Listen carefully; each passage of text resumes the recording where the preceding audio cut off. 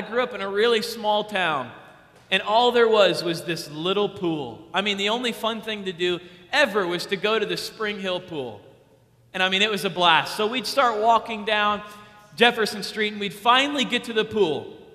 And when you get to the pool, you know, everyone, you see at 11:30, everybody was on Jefferson Street heading to the pool. So there's a huge line coming out of the pool.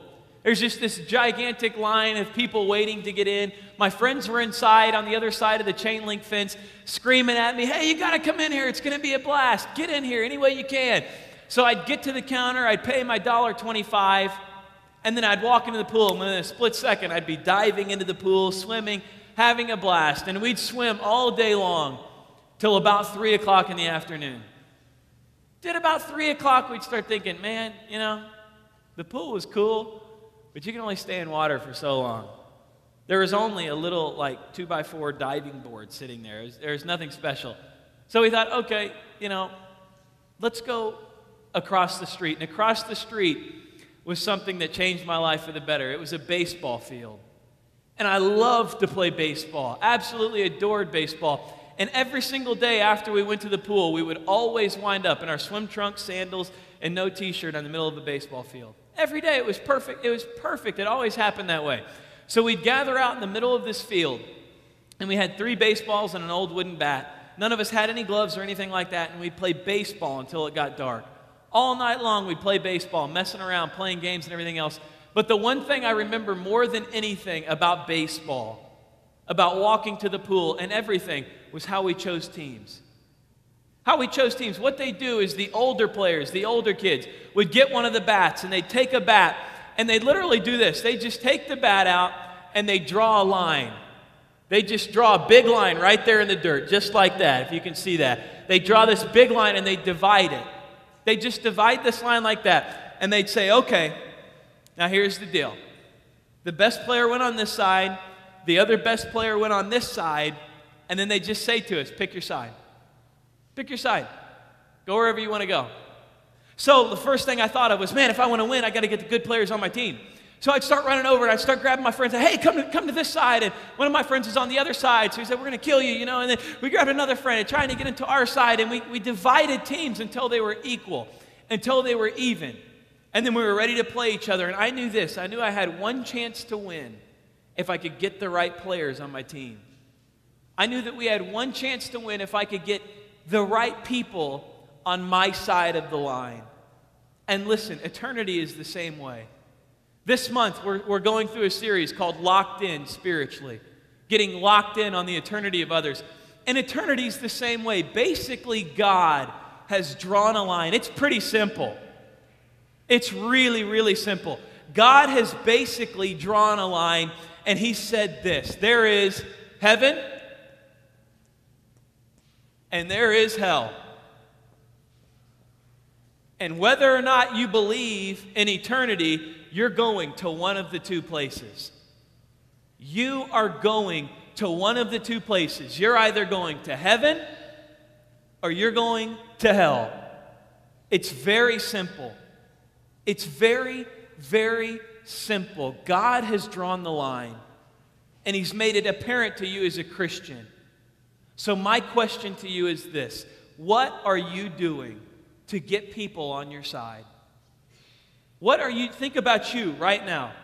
You right now sitting there. What are you doing right now to get people on your side to heaven? What are you doing? The reality of eternity. Tonight's message is very, very simple, but very profound. The first reality, in order to help you guys witness, we're talking about witnessing this whole month. And then we're going to cap it off with a lock-in May 5th and give the gospel to everybody you guys bring. But listen, the way to help you witness is to first help you understand eternity. To help you understand the line that God has drawn and the two places He said, there's a heaven, there's a hell, you make your choice. So what we're going to do tonight is we're going to discover the reality of eternity. The first reality that we're going to discover is heaven. Heaven. What you need to understand about heaven, first off, is this: Jesus went to prepare heaven. Jesus went to prepare heaven. Listen, John 14, 2-3. In my Father's house are many mansions. If it were not so, I would not have told you. I go to prepare a place for you. And if I go and prepare a place for you, I will come again and receive you to myself, that where I am, there you may be also. Jesus went to prepare a place for us called heaven. And the first thing you need to understand about heaven is that it's unbelievably incredible. It is unbelievably incredible. It's indescribable. It's amazing. I mean, huge golden gates, monstrous mansions, huge worship times like we just had. Heaven is going to be unbelievable. No pain, no suffering, no bad times. You're not going to have to worry about any of that anymore. Heaven is going to be incredible.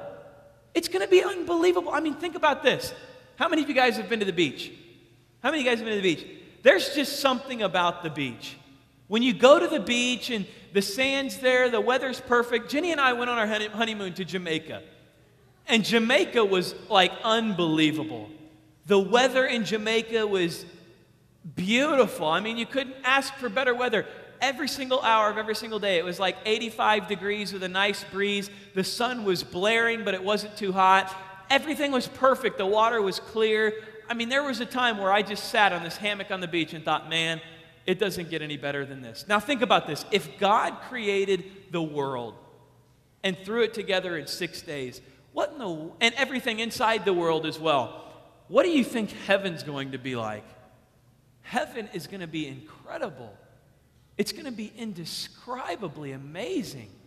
I don't know how anyone could ever put into description heaven for you guys. It's going to be unreal, but the reality of eternity is this, that not everyone's going to be there. That not everyone's going to be there. What are you doing right now to get people on your side? Secondly, what do I want you to know about heaven?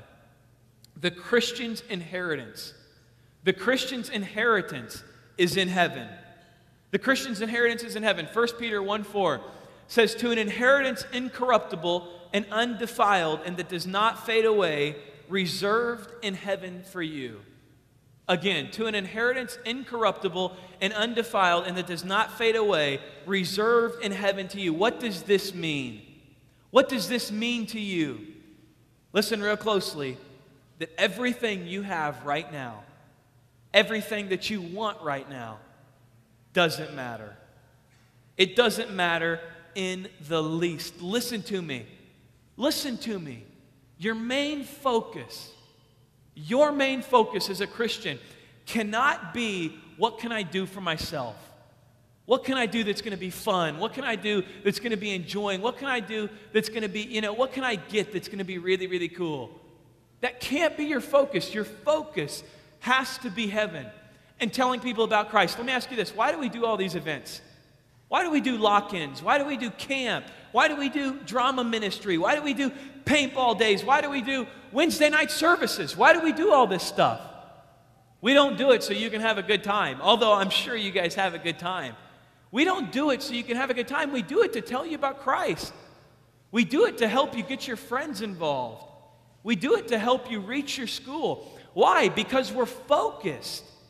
We're focused on Christ.